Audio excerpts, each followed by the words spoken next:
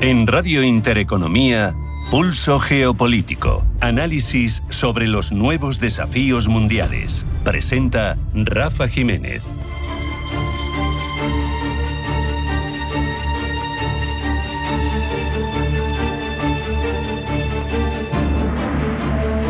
Bienvenidos a Pulso Geopolítico. Reflexionamos sobre la utilización de herramientas económicas para objetivos puramente geopolíticos. La imposición de un arancel extraordinario, llegando ya al 50% para los productos que llegan de Estados Unidos a India, es un elemento que ejemplifica mejor que ningún otro esta deriva a la que estamos asistiendo en la comunidad internacional. ¿Qué ocurre cuando el que aplica estas medidas es el líder de la primera potencia mundial y quien la recibe es el país más poblado del mundo, con un PIB ya relevante y además en evolución creciente? ¿Qué implicaciones geopolíticas tiene esto para los equilibrios globales? Recordemos que Trump primero impuso ese arancel recíproco del 25% a productos indios por un presunto déficit comercial, un desequilibrio. Pero lo que nos interesa aquí no es eso, es su segunda jugada. Su segundo decreto, que eleva el arancel en otro 25% hasta un 50%, dirigido sobre todo hacia intentar penalizar esa compra de petróleo ruso por parte de India. Eso sí, con excepciones en sectores clave para Estados Unidos: medicamentos, semiconductores, acero, automóviles. Acciones que es evidente son claramente políticas, no económicas, y que responden a una advertencia: o cortáis los lazos energéticos con Rusia o sufrís las penalizaciones comerciales correspondientes. Trump convierte de esta manera los aranceles, que son una herramienta de índole económica, en presión diplomática y coercitiva directa. Para India, esa compra de petróleo a Moscú le ha servido para ahorrar 17.000 millones de dólares gracias a los precios más bajos que ha obtenido. Y esto presenta ahora, con la amenaza, con la coerción de Estados Unidos sobre la mesa, un dilema tremendo. Porque si detiene las compras, se echa por tierra la estrategia del gobierno del país más poblado del mundo para asegurar energía asequible a una población que, lo sabemos, es masiva.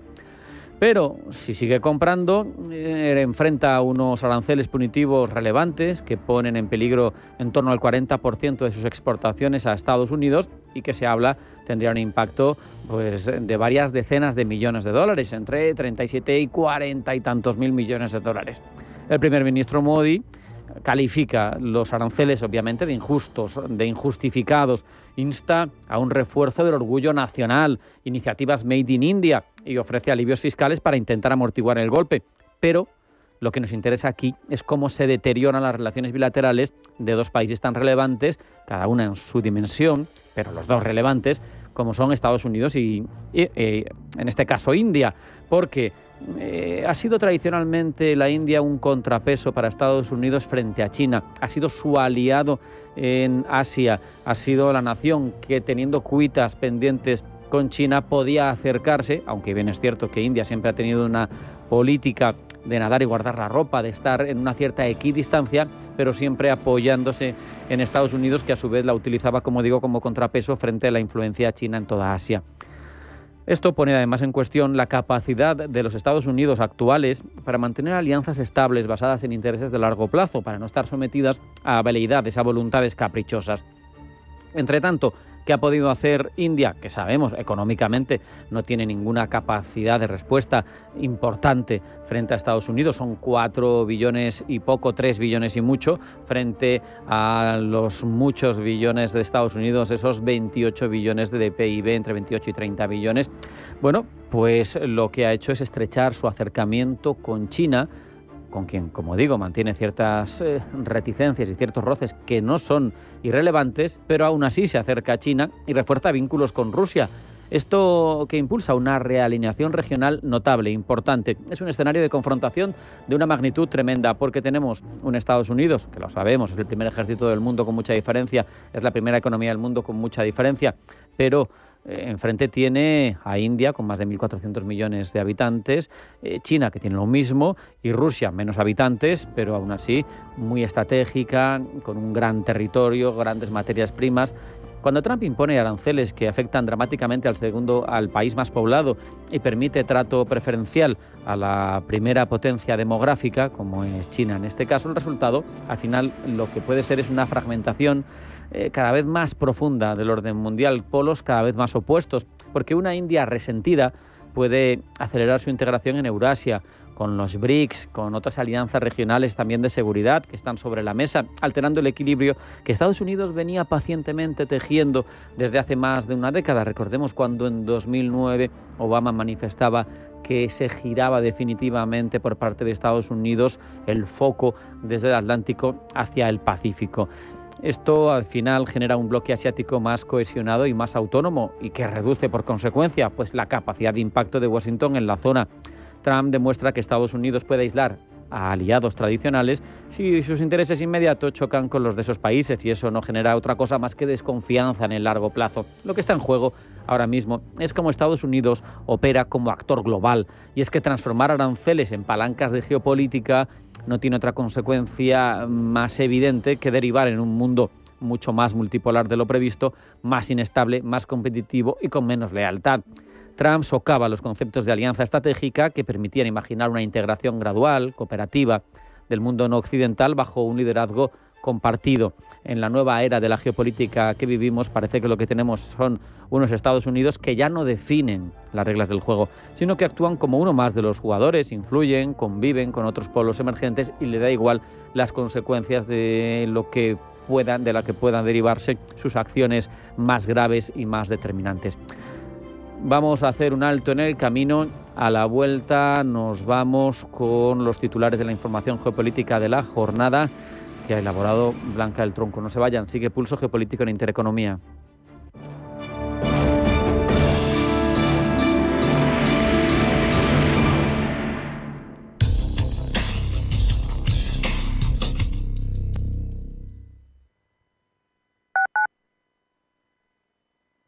Atención inversor, únete al club de inversión de Grupos Eneas. Estamos especializados en la compra, reforma y venta de inmuebles y otros activos, ofreciendo rentabilidades muy atractivas. Coinvierte con nosotros. 91 639 0347. Grupos Eneas, tu aliado en la inversión. Geopolítica, mercados, bancos centrales. Los temas más candentes que impactan en la economía mundial están en Visión Global. Cada tarde de lunes a viernes a las 7 con Marta Isern. Visión Global. Marcamos la diferencia. Radio Intereconomía. Radio Intereconomía. Información económica en estado puro. ¿Sabía usted que unos pies con problemas pueden paralizar nuestro ritmo de vida? Le proponemos una solución indolora, con una mínima incisión y con anestesia local aplicando las técnicas más avanzadas en cirugía del pie. Clínica Jiménez, calle Alcalá 378. Diagnóstico gratuito, 91 367 0071. Centro reconocido y autorizado por la Consejería de Salud y la Comunidad Económica Europea, 91 367 0071. Amazon, Nvidia, Netflix, Coca-Cola, Prosus, Airbus, Ferrari, Lululemon. Empresas cotizadas, su historia, sus cuentas, sus proyectos y su evolución en bolsa. Radar Empresarial, de lunes a viernes a las 10 de la mañana en Capital Intereconomía. Cierre de mercados es como el punto en la I. Un programa que deja las cosas en su sitio. Hola, te habla Javier García Viviani. A las 3 de la tarde comenzamos a Cierre de Mercados en Radio Intereconomía. La mejor manera de estar informado de toda la actualidad económica. Di que nos escuchas.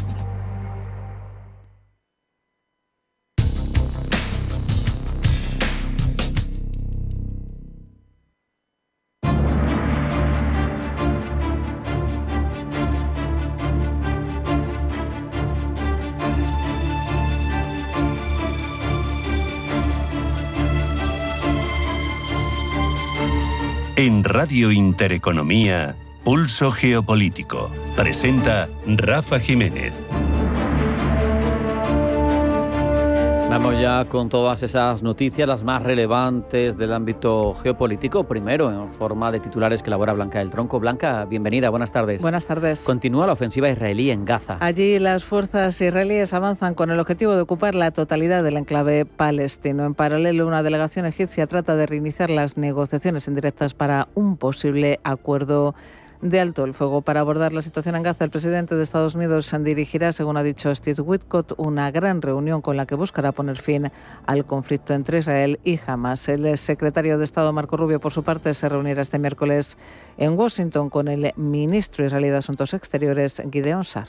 Entran en vigor los aranceles de Trump a India. Aranceles del 50% aparte de las exportaciones indias a Estados Unidos, con las que la Casa Blanca busca castigar la compra de crudo ruso por parte de Nueva Delhi, que el gobierno indio defiende por razones de seguridad energética. Trump, además, quiere recuperar la pena de muerte en Washington. Con esta medida que lleva prohibida en la capital estadounidense desde 1981, el presidente trata de reforzar su campaña contra el crimen. Según Donald Trump, esta es una medida de prevención muy fuerte y asegura cuenta con el respaldo de toda su administración. Venezuela alerta de que Estados Unidos planea enviar un submarino nuclear a sus costas la próxima semana. Envío, asegura el gobierno venezolano, como parte de las acciones hostiles de la administración Trump contra Caracas. Venezuela ya ha denunciado ante Naciones Unidas la escalada de acciones hostiles y amenazas, dice de Washington, y asegura que el despliegue en el Caribe de un crucero lanzamisiles y un submarino nuclear de ataque rápido representa una grave amenaza a la paz y a la seguridad regionales. Se intensifican las tensiones diplomáticas entre Ucrania y Hungría. Tensiones tras los recientes ataques con drones contra un oleoducto que abastece de crudo ruso a Budapest. Tras el ataque, el gobierno de Víctor Orbán ha sugerido que podría cortar la electricidad a Ucrania. Con estos ataques, Kiev podría estar buscando ejercer más presión sobre Hungría para que Orbán deje de bloquear el proceso de adhesión de Ucrania a la Unión Europea. Y crece la tensión diplomática entre Dinamarca y Estados Unidos. El ministro de Asuntos Exteriores danés ha convocado al encargado de negocios de Estados Unidos en Copenhague tras informaciones que apuntan a que 3 estadounidenses cercanos a la Casa Blanca y a Donald Trump están involucrados en operaciones secretas de influencia en Groenlandia. Al parecer, estos 3 hombres estarían recopilando listas de groenlandeses que apoyan y se oponen a los planes de Trump de tomar el control de Groenlandia. En Radio Intereconomía, Pulso Geopolítico. Presenta Rafa Jiménez.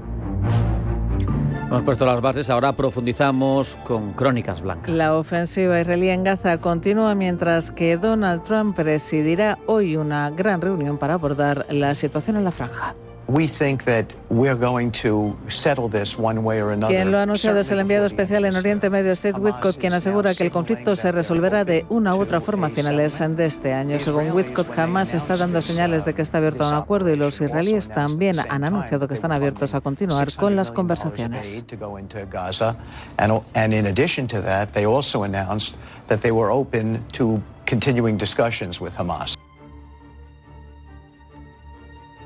Hasta el momento no se han publicado detalles sobre quién asistirá o no a esta gran reunión de Donald Trump. No se han divulgado nombres de representantes de Israel, Hamas o de otros actores diplomáticos o regionales. El evento marca, eso sí, la primera confirmación pública de una iniciativa estadounidense orientada a la planificación del escenario posterior al conflicto en Gaza, en un momento en el que las negociaciones para un alto el fuego están estancadas. La reunión subraya además el cambio de tono estadounidense hacia un papel más directo en el diseño del futuro enclave palestino, priorizando tanto objetivos humanitarios como estratégicos. Sobre Gaza hablarán también este miércoles el secretario de Estado Marco Rubio y el ministro de Asuntos Exteriores israelí Gideon Sa'ar, que se reunirán en Washington. No está claro si posteriormente ambos se unirán a la reunión de Donald Trump. Entre tanto, y sobre el terreno, Israel continúa su ofensiva en la franja. Solo en las últimas horas 33 palestinos han muerto en el enclave por ataques israelíes. El gobierno de Netanyahu sigue haciendo oídos sordos a las presiones internas y externas para que pare el conflicto. El último en hacer un llamamiento a la paz, el Papa León XIV. Torno oggi a rivolgere un forte appello sia alle parti implicate che alla comunità internazionale affinché si ponga termine al conflitto in Terra Santa che tanto terrore, distruzione e morte ha causato. Y hoy entran en vigor los aranceles sobre productos indios que Donald Trump ha impuesto, aranceles que han pasado del 25 al 50%. Esta medida es una respuesta directa del gobierno estadounidense a las continuas compras de petróleo ruso por parte de India, consideradas por Trump como una amenaza a la seguridad nacional frente al conflicto en Ucrania. India se defiende y asegura que compra petróleo por razones de seguridad. Pero vamos a ver cuáles son los sectores más golpeados. Rubén Gil.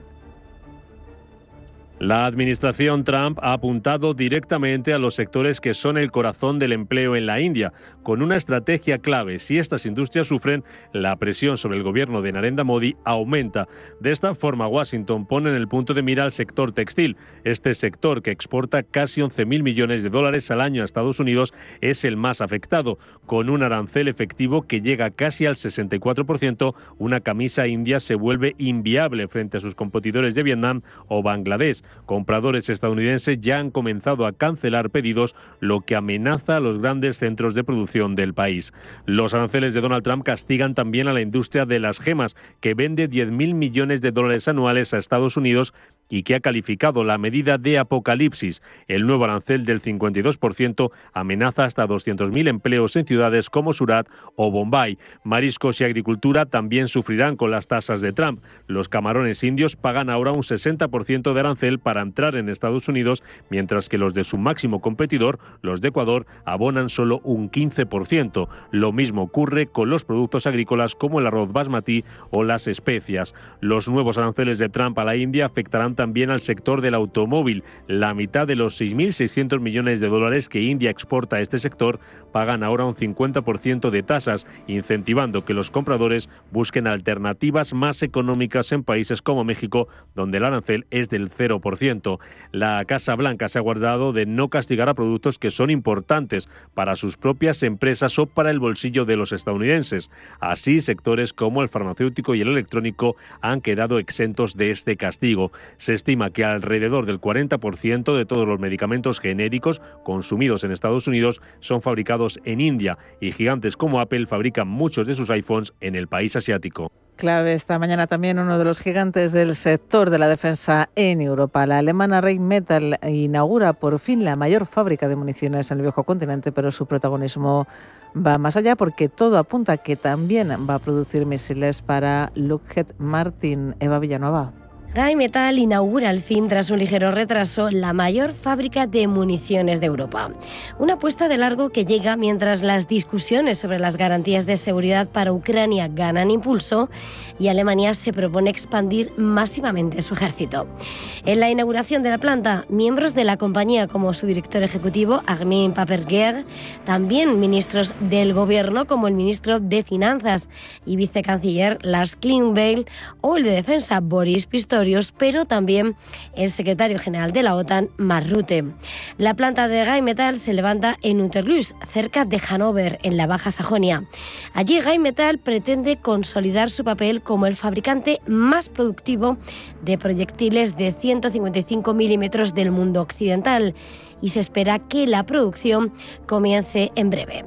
Este año está previsto que se fabriquen 25.000 proyectiles, cifra que aumentará a 350.000 en 2027.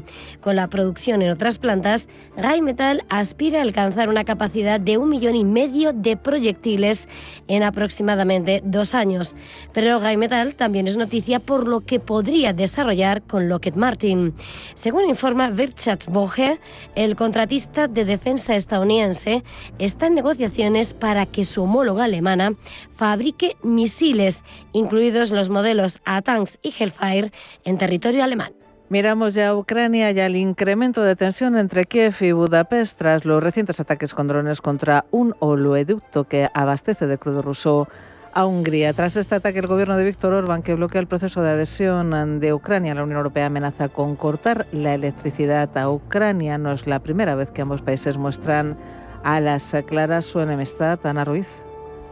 No es la primera vez que la tensión entre Ucrania y Hungría se intensifica y enrarece la relación entre ambos países. Detrás estaría la simpatía del gobierno de Víctor Orbán por Putin y su intención de bloquear el proceso de adhesión de Ucrania a la Unión Europea. Hungría ha bloqueado repetidamente el avance de Kiev hacia Bruselas, vetó la apertura del primer bloque negociador, impidió declaraciones conjuntas de apoyo y rechazó la continuación de los fondos de asistencia militar al país, lo que ha paralizado el proceso de adhesión. Además, el gobierno de Orbán llevó a cabo una consulta nacional para oponerse a la adhesión de Ucrania a la Unión Europea. Ambos países han protagonizado además escándalos de espionaje y rupturas diplomáticas. En mayo de este año, el Servicio de Seguridad ucraniana desmanteló una supuesta red de espionaje dirigida por inteligencia militar húngara en la región de Transcarpacia, donde existe una importante minoría húngara. Acusaron a exmilitares ucranianos de recopilar información sensible sobre defensas militares y opiniones locales sobre una posible intervención húngara, lo que llevó a Budapest a expulsar a 2 diplomáticos ucranianos. Existen además disputas energéticas y geopolíticas. Hungría firmó acuerdos de gas con Rusia que permiten evitar el tránsito por Ucrania, lo que supuso la pérdida para Kiev de ingresos por transporte de gas. Ucrania también impuso sanciones que afectaron la estabilidad del tránsito de petróleo ruso hacia Europa, lo que desencadenó advertencias húngaras sobre una crisis energética potencial. Ahora, y tras el ataque a un oleoducto que abastece de crudo ruso a Budapest, Hungría amenaza con cortar la electricidad a Ucrania a las puertas del invierno. La electricidad húngara representa entre el 30 y el 40% del total de la que consumen los hogares ucranianos. Y de la tensión entre Hungría y Ucrania pasamos a la tensión entre Estados Unidos y Dinamarca por Groenlandia. El ministro de Asuntos Exteriores danés ha convocado al encargado de negocios estadounidense en Copenhague tras conocerse informaciones de supuestas operaciones de influencia en la isla. Según informaciones periodísticas, al menos 3 personas vinculadas al entorno de Donald Trump habrían intentado influir en la opinión pública groenlandesa, incluidas acciones como identificar simpatizantes por Estados Unidos y vincularse con figuras locales. Dinamarca ha calificado esta intromisión de inaceptable y ha reafirmado su compromiso con la soberanía y la integridad del Reino de Dinamarca, del cual Groenlandia, recordemos, forma parte autónoma. Esta isla ha sido un foco estratégico por sus valiosos recursos minerales y su ubicación clave en el Ártico. La propuesta de Trump de comprar Groenlandia ha reavivado las tensiones sobre la soberanía y el derecho a la autodeterminación. El Servicio de Inteligencia danés ha reconocido la existencia de un posible intento de socavar las relaciones entre Dinamarca y Groenlandia mediante campañas de influencia y ha intensificado su presencia en el territorio para contrarrestarlas. El primer ministro de Groenlandia, Mute Egede, ha reafirmado repetidamente que la isla no está en venta y apuesta por determinar su futuro con plena soberanía, rechazando tanto la anexión por Estados Unidos como la dependencia sin condiciones de Dinamarca. En marzo, recordemos, los líderes de los principales partidos del Parlamento groenlandés emitieron una declaración conjunta condenando los intentos de anexión como inaceptables, reafirmando su gobierno basado en principios de autodeterminación y diálogo internacional.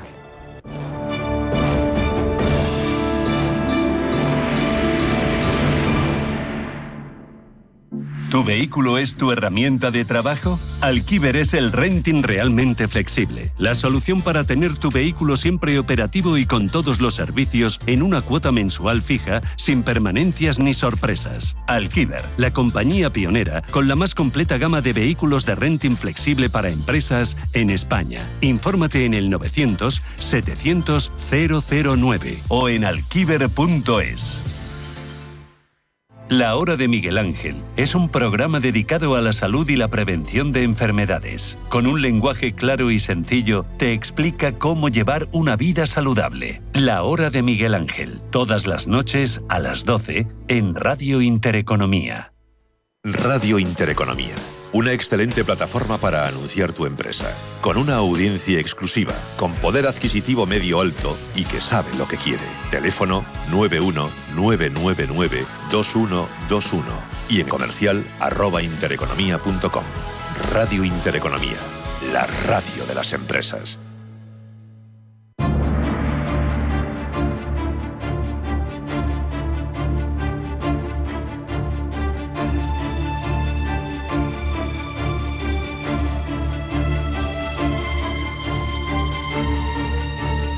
En Radio Intereconomía, Pulso Geopolítico.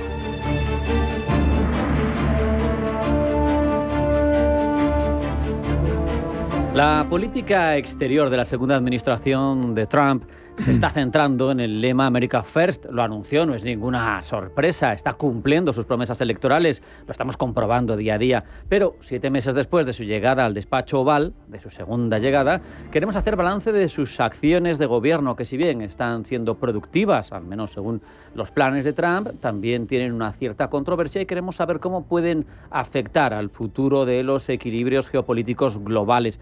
Para eso nadie mejor que Armando Jiménez San Vicente, profesor de Relaciones Internacionales de la Universidad Francisco de Vitoria. Armando, bienvenido, buenas tardes. Un placer, como siempre, estar contigo. Muchas gracias.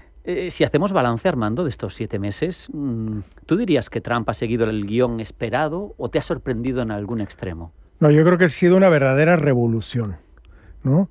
Se esperaban algunas de estas medidas, pero no la forma, la rapidez, el frenesí con la que se han venido realizando. Hay logros significativos, importantes.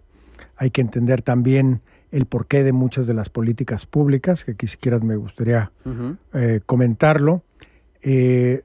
Trump recibe un gobierno en crisis fiscal extrema, debiendo 37 trillones de dólares o billones de dólares. Es tremenda la cantidad. Una cantidad superior al Producto Interno Bruto. Nada más ha pasado 2 veces en la historia norteamericana con estas proporciones en relación al PIB, y se da precisamente la otra ocasión después de la Guerra Civil. O sea, una situación verdaderamente grave. En este año tiene que renegociar 7.8 trillones de dólares de deuda que además contrajo en la época Biden del COVID a tasas del 0.5, 0.7 y que ahora están arriba del 4. O sea, una negociación increíblemente compleja. Además de eso, tiene que pagar casi $1 trillón o $1 billón en pago de intereses este año. Una situación verdaderamente extrema. Y vemos que la mayoría de las políticas públicas están hechas precisamente para reducir ese déficit y enfrentarlo. Y a esto le agravamos todavía que él prometió reducir los impuestos, y reducir los impuestos de las clases que tienen un ingreso superior, que son los que más contribuyen al final del día a pagar el gasto público del Estado. Entonces, ahí hay pues unos malabares increíblemente complejos.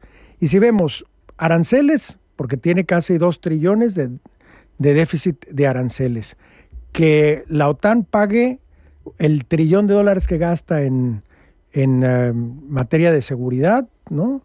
En la OTAN, que pague 400 Europa, que el gasto que hay de hasta $60,000 millones por USAID, el Departamento de Educación y otros, a recortarlos para que se bajen esos costos. Cada una de las políticas encaminadas precisamente a estos recortes económicos, ¿no? Hay otras cuestiones que quizá no son estrictamente geopolíticas, pero que marcan al personaje, al gobernante. Las tropas, la Guardia Nacional, donde los contrincantes políticos mandan, destitución histórica en la FED, la falta de tutela judicial efectiva a quienes detiene el ICE. Eso también es relevante. Claro que sí. Antes de hablar un poco de los logros y de estos grandes retos, obviamente enfrenta también un cambio del modelo político desde los orígenes de la visión tanto interna como internacional.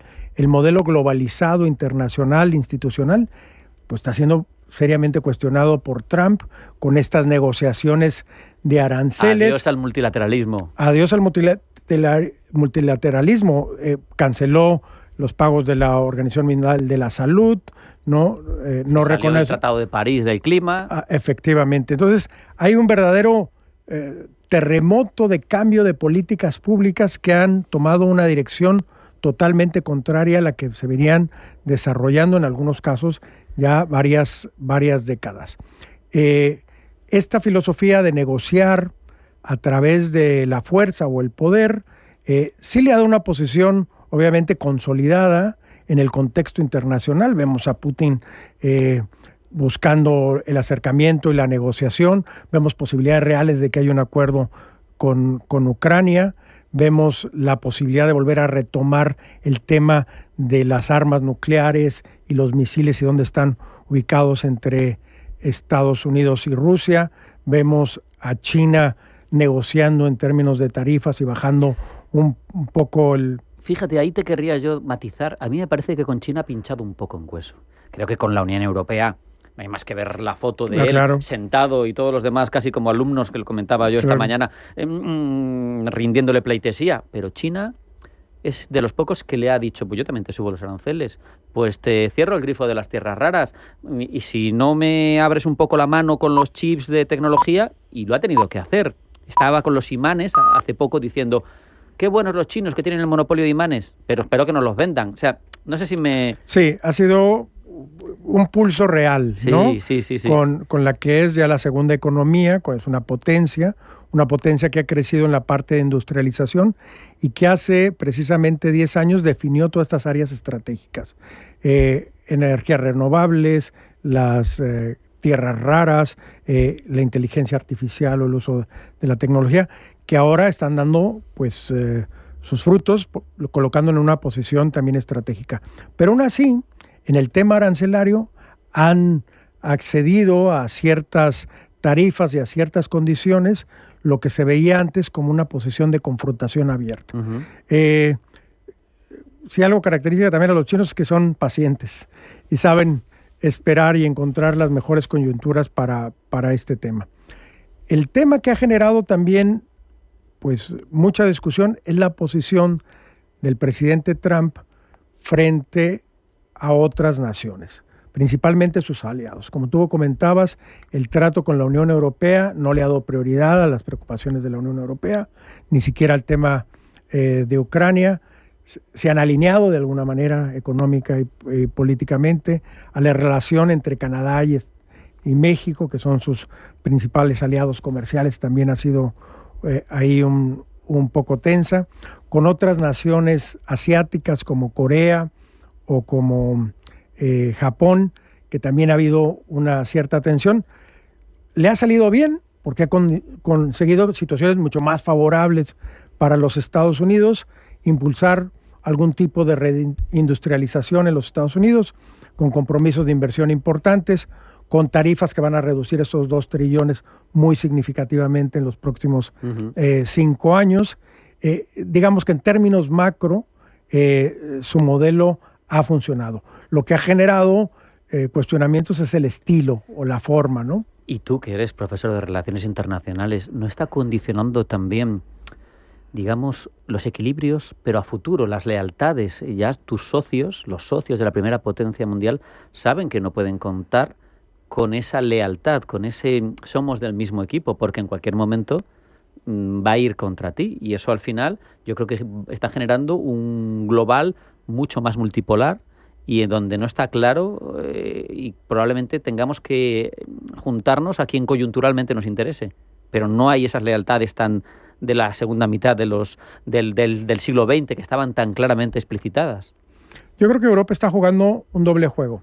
Por un lado, ver esto como una transición que va a pasar en 4 años y que hay que sobrevivirla, hay que mantenerla, que va a tener un costo, ¿no? Que hay una serie de demandas de Estados Unidos, algunas legítimas en el sentido de que la OTAN había sido financiada al 70% por los Estados Unidos en las últimas décadas y que si lo pensamos visto desde otra perspectiva, que por ejemplo Europa financiara la lucha contra los narcotraficantes de América Latina en un 80-70%, pues no se vería, ¿no? Aunque haya alegrías.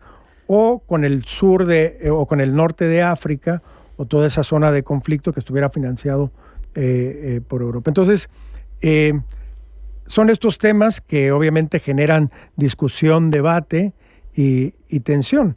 Ahora, él ha buscado un modelo, teniendo el control del Congreso, tanto de la Cámara de Diputados como la de Senadores, teniendo el control de por el número de magistrados a la Suprema Corte que él le tocó designar directamente, vemos que ha utilizado estos decretos de ley para implementar más de 180 medidas, que es un número récord, nadie lo ha hecho en tan poco tiempo y tantas. Nadie le puede acusar de vago ni de indolente, desde luego. Ha estado muy metido en una agenda muy concreta que ha buscado impulsar, ¿no?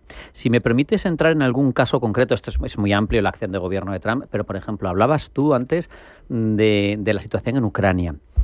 Él ha dado muchos vaivenes, porque tan pronto ensalzaba a Putin, como lo llamaba loco, pero en cualquier caso los está encaminando, forzando de una manera o de otra, hacia algo.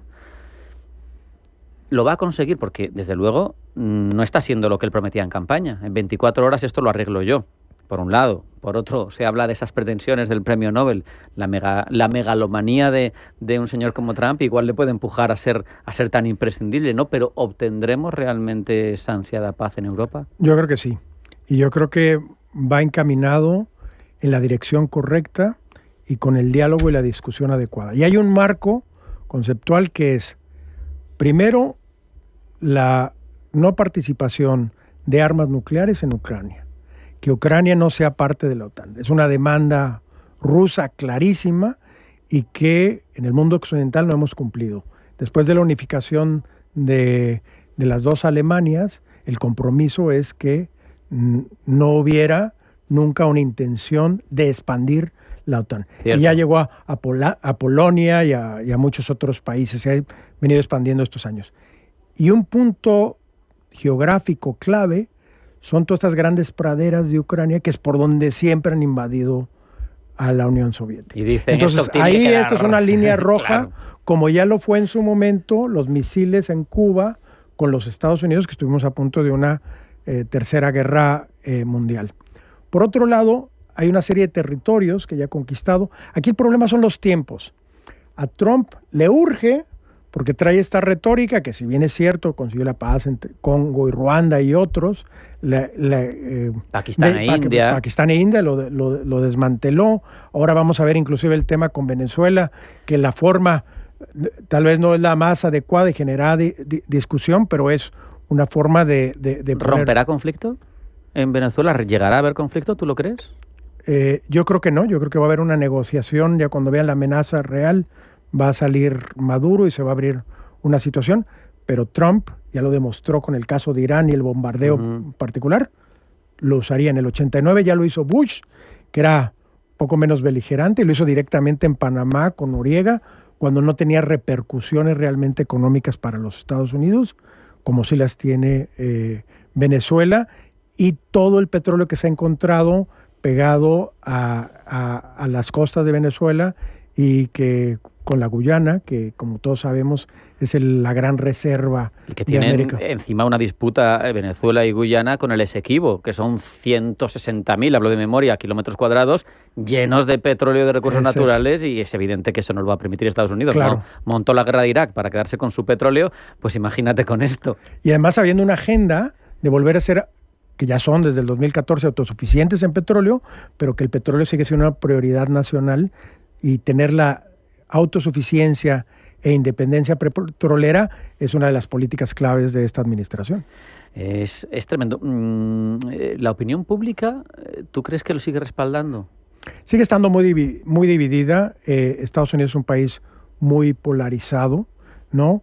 Inclusive en algunas medidas que prometió y han sido muy efectivas en la caída dramática de la migración ilegal a Estados Unidos. Sus seguidores, o el porcentaje alrededor del 50-60, siguen siendo muy fieles y celebrándolos, pero sigue habiendo una cantidad muy importante que le cuestiona. Entonces, lo que todo mundo reconoce es que, como tú dijiste, está trabajando y está cumpliendo sus promesas. Lo que ha generado un gran debate y discusión son los estilos y las formas para obtener esos logros de política pública. Yo siempre he pensado, sin conocer la situación en profundidad, que todos esos votantes de Trump que tienen negocios, que tienen una explotación agrícola en California o que tienen una cafetería y que ven cómo los latinos son deportados en masa, igual se están arrepintiendo. Sí, y ya hay presiones de ciertos grupos, pero esto lo van a resolver con acuerdos muy particulares. El programa de bracero de migración de los 60 de Estados Unidos estaba basado exactamente en lo mismo. Igual cupos de migración. Exactamente. Necesitaban, después de la Segunda Guerra Mundial, en los 50s y 60s, gente que fuera a trabajar en el campo, porque los soldados, unos habían muerto, otros se habían ido a este proceso de reindustrialización de Estados Unidos y empezaron a traer mano de obra desde México y otros países de América. Lo hace Canadá, y estos programas, porque ya hay presiones también en ese sentido, se van a seguir desarrollando para hacer algunos esquemas muy, muy particulares dentro de una migración, digamos, regulada, estructurada, ¿no? Te voy a preguntar una cosa controvertida porque nadie lo sabe. No estamos en la mente de Trump. Decías tú que los europeos igual estamos pensando, esto es una fiebre que dura 4 años y que hay que pasar.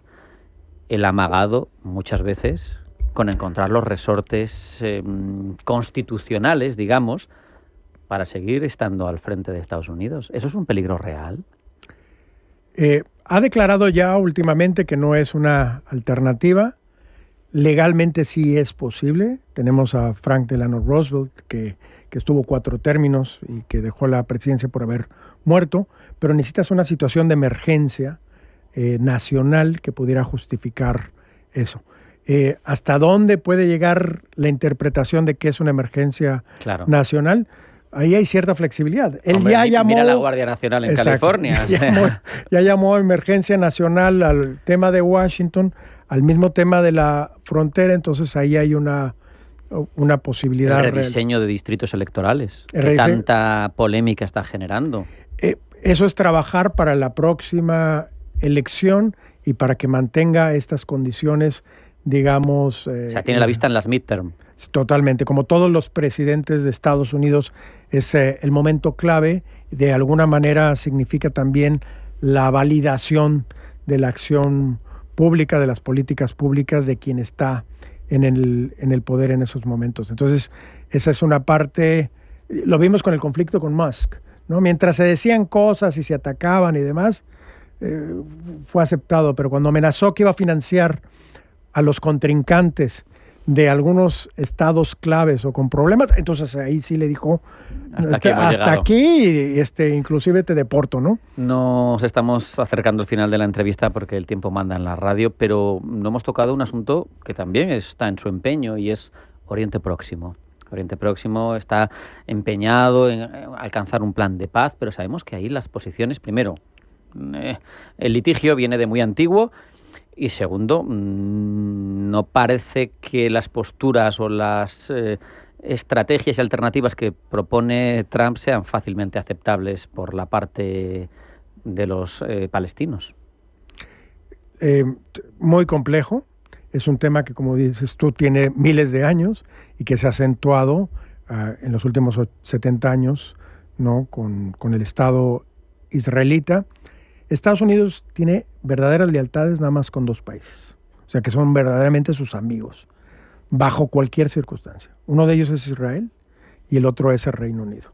Y con el Reino Unido en la Segunda Guerra Mundial tardaron mucho en responder, ¿no? Pero con Israel siempre ha sido el apoyo total, directo. ¿Eso es el dinero? No, nada más es el dinero. Yo creo que las élites. Las élites. Además, recordemos que el presidente Trump es un empresario neoyorquino, donde los financieros y desarrolladores inmobiliarios, su yerno es uno de los desarrollos inmobiliarios, la familia más importante de Estados Unidos, neoyorquina, ¿no? Y son judíos, ¿no? Entonces hay un vínculo personal de trabajo, de histórico con ese grupo y tiene una presencia y una fuerza muy, muy importante. Ahora, el riesgo estaba con Irán. Y después de las acciones tomadas y cómo se gestionó esa crisis, creo que hay posibilidades. El problema es que Netanyahu siempre quiere más y quiere aprovechar esta coyuntura hasta cuando le pongan un alto en la mesa y digan hasta aquí. Vamos a ver hasta dónde llega ese momento. Te pido muy rápido para terminar una apuesta. ¿Vamos a seguir viendo un Trump hiperactivo hasta el final de la legislatura o va a levantar un poquito el pie del acelerador en algún momento? Yo creo que va a levantar un poco el pie del acelerador. Ha avanzado mucho en su agenda y es un negociador neto. Él vive y disfruta ese proceso. Entonces va a encontrar luego procesos muy particulares en los que busque tener una ganancia clara para los intereses económicos y geopolíticos de los Estados Unidos. Lo más interesante es que sí es un presidente que busca la paz. O sea, sus acciones han sido no de uso geopolítico, de la fuerza bruta, sino de la presión económica para conseguir lo que quiere. Y yo creo que eso es una buena noticia para el mundo convulsionado en el que estamos viviendo. La paz siempre es buena noticia. Armando Jiménez de San Vicente, profesor de Relaciones Internacionales de la Universidad Francisco de Vitoria. Un placer como siempre hablar contigo. El placer como siempre es el mío. Un abrazo. Igualmente. Hasta la próxima. Gracias.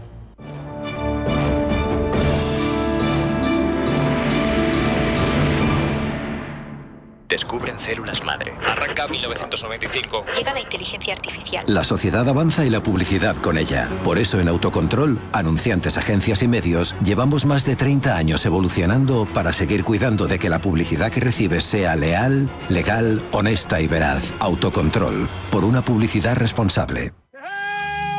Si tu pasión es la caza, sueñas con el sonido del río mientras lanzas tu caña, o simplemente disfrutas del campo y la naturaleza, este es tu programa. Caza, pesca y naturaleza. Todos los sábados y domingos de 7 a 8 de la mañana en Radio Intereconomía. Coordina Marcos Ruiz.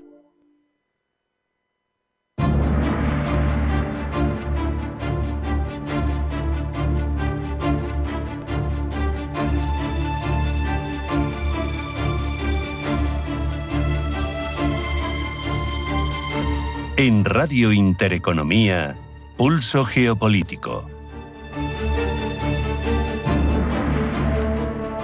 Los próximos minutos se los dedicamos a una zona de esas que se pueden calificar como tradicionalmente calientes en el mundo, que parece estar, sin embargo, de enhorabuena tras el acuerdo de paz que han alcanzado Armenia y Azerbaiyán.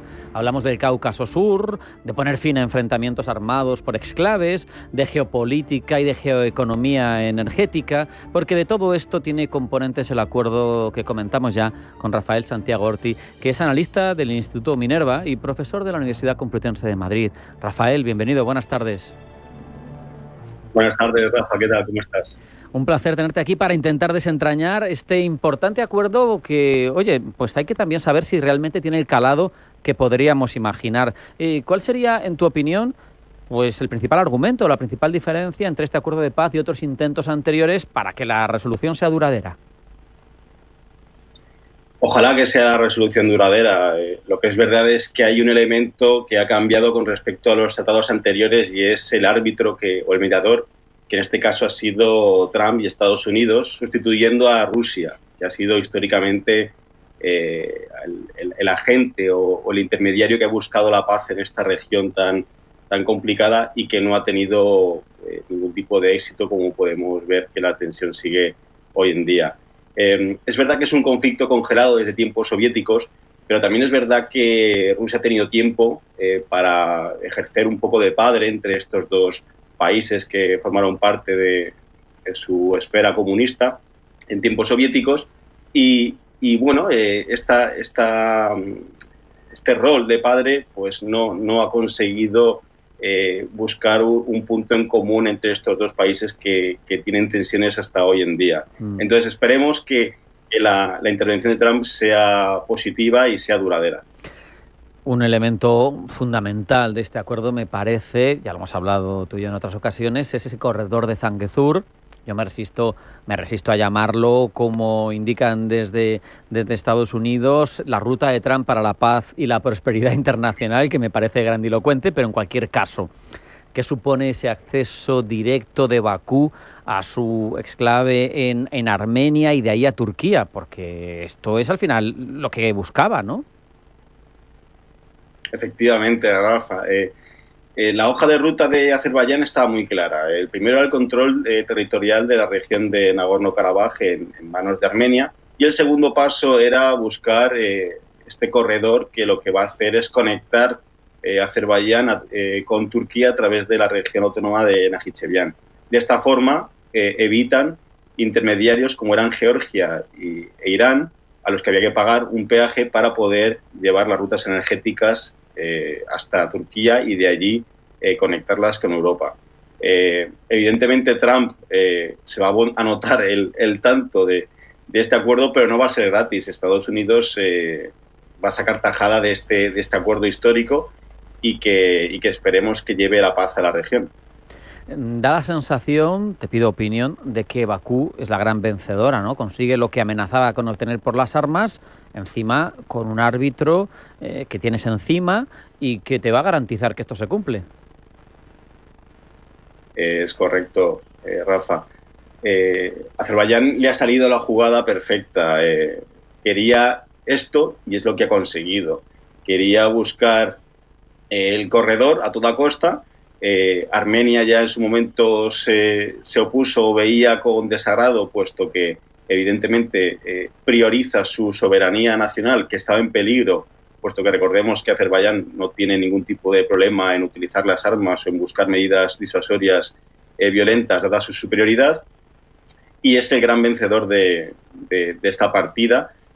No hay más que ver, no hace falta ser experto en lenguaje no verbal para ver la complicidad que tenían Aliyev y Trump en la firma, la situación prácticamente casi festiva, si me apuras, y cómo Pashinyan, el primer ministro armenio, pues intentaba apuntarse, pero como vemos los signos de complicidad eran bastante menores y menos significativos entre Trump y el líder armenio.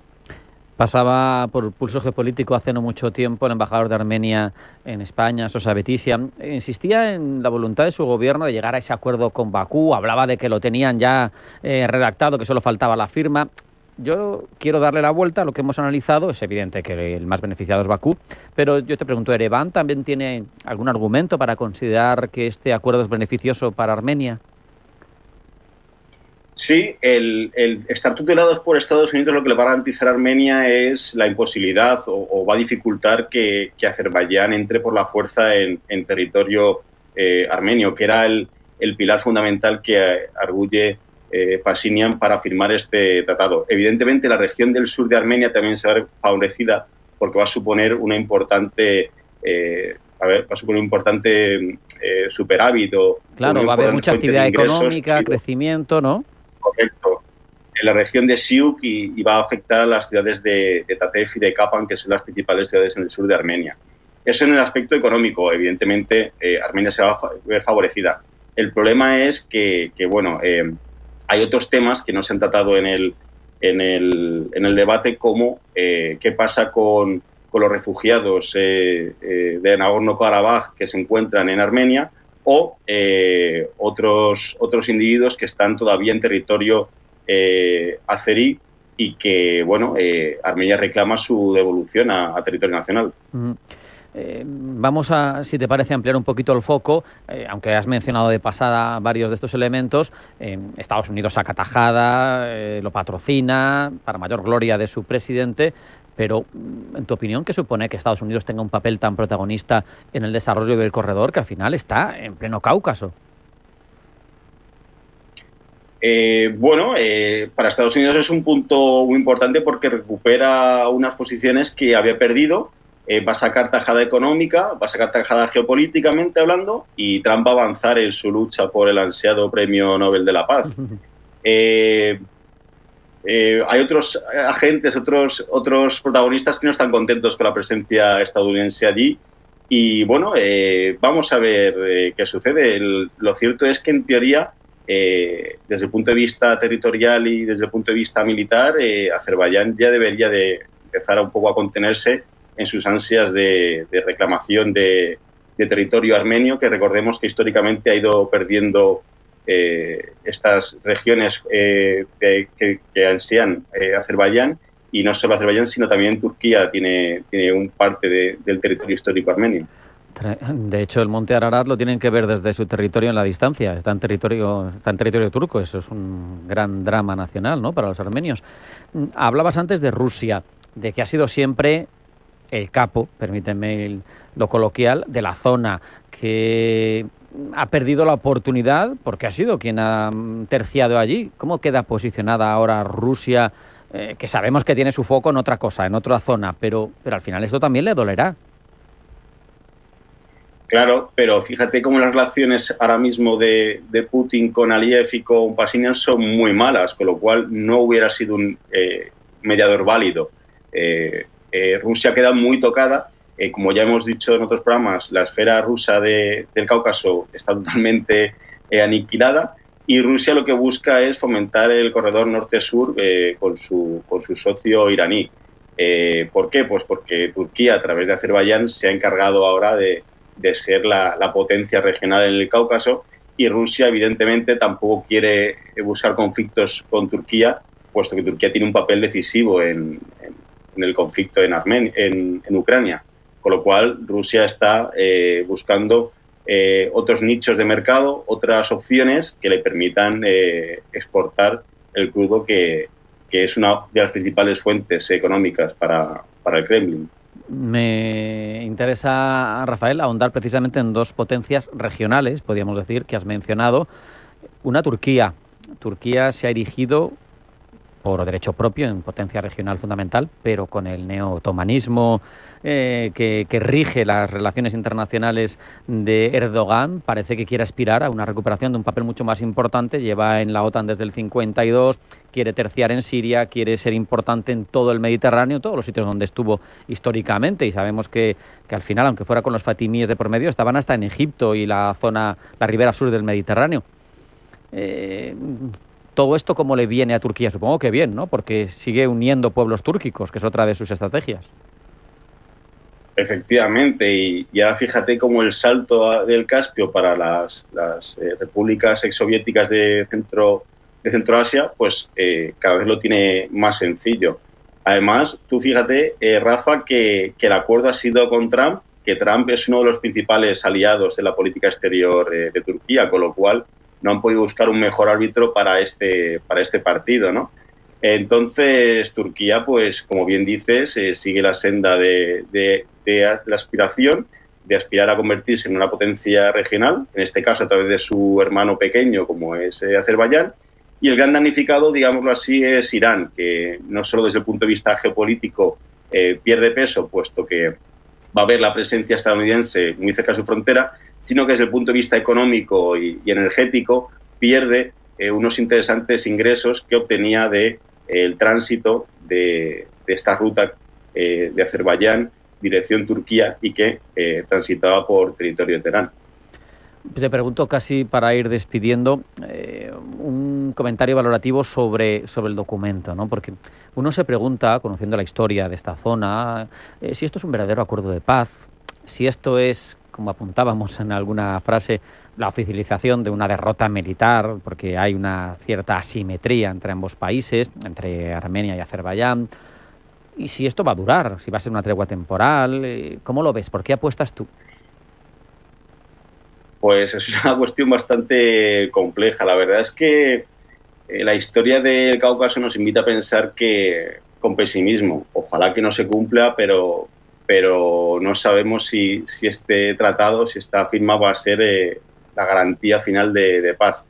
También te puedo decir que Pashinyan tampoco goza de una opinión popular muy favorable, puesto que hay una corriente importante de armenios que piensa que ha regalado un poco la región de Nagorno-Karabaj y que está un poco vendido a los Aliyev.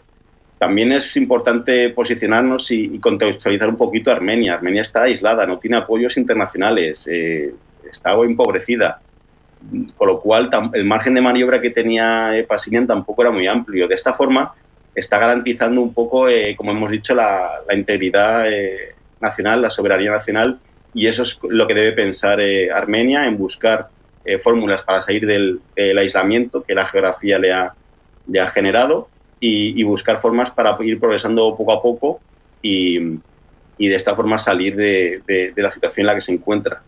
Entonces, ojalá que sea una paz duradera, pero la experiencia y la historia nos dice que en el Cáucaso lo que hoy se firma mañana se incumple. Bueno, Cruzaremos los dedos porque, lo decía yo antes, cuanta más paz, mejor para todos. Rafael Santiago Orti, analista del Instituto Minerva, muchas gracias, un abrazo y hasta la próxima. Gracias a ti, Rafa, un abrazo. Hasta aquí hemos llegado, no hay tiempo para más. Hemos reflexionado sobre aranceles y su uso como herramienta geopolítica, les hemos contado lo que ha sucedido hoy y hemos hecho balance del tiempo de gobierno de Trump y del acuerdo que ha logrado en el Cáucaso Sur para que llegue la paz entre Azerbaiyán y Armenia. Esto ha sido todo, no hay tiempo para más. Sean felices, pasen buena tarde y eso sí, mañana más. Hasta mañana. En Radio Intereconomía, Pulso Geopolítico.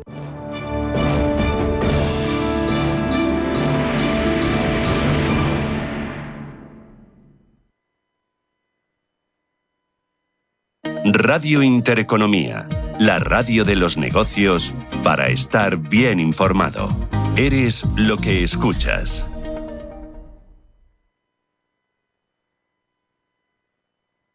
Radio Intereconomía.